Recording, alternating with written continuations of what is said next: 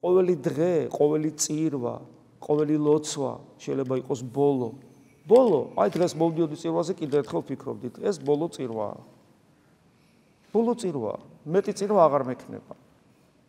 რა არ იქნება ერთ დღეს ესეთი, შეიძლება ეს დღე კიდევ დღეს იყოს. და როდესაც ამას ამბობ და განაწყობ საკუთარ თავს, რომ იმსახურო ბოლო ჯერ და მეტი აღარ გექნება არასოდეს, იმიტომ რომ უნდა გარდაიცვალო, აღმოაჩენ რომ სავალალოდ არაფერი მაინდა-მაინც არ იცვლება. რაღაც განსაკუთრებული სიმდაბლით, განსაკუთრებული გულმხურვალებით, განსაკუთრებული მჭრეტელობით, განსაკუთრებული კონცენტრირებით არ გამოირჩევა შენი ლოცვა, შენი მსახურება. რაც იყავი ისევ ესახარ, ანუ ის რომ ესე მარტივი არ არის მოხვიდე იმ მდგომარეობაში, რომ ღმერთმა გითხრას მე შენ გიცნობ. ესე მარტივი არ არის ის მდგომარეობა, რომ აღმოჩნდე ცნობელი და ურთიერთობაში მყოფი ღმერთთან. ვიწრო კარიბჭეს ზიება ძალიან რთულია და როცა იმას იპოვი, კიდე შესვლაც უკვე პრობლემური და ადვილი არ არის. თუ ეს ვერ დავინახეთ და თუ აი ძალიან ეს რბილად უყურებთ სულიერ ცხოვრებას,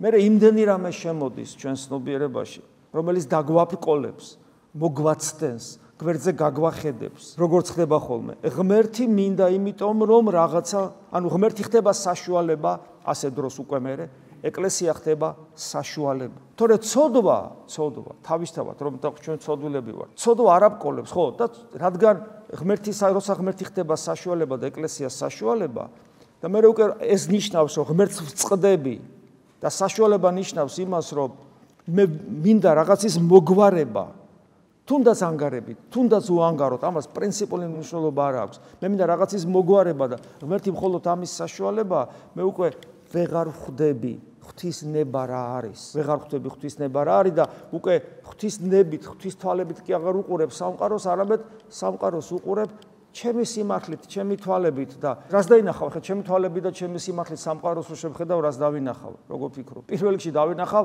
ცუდ ადამიანებს, ცოდვილ ადამიანებს და ცოდვილად ჩემსაც ვერა და სხვებს ავინახავ.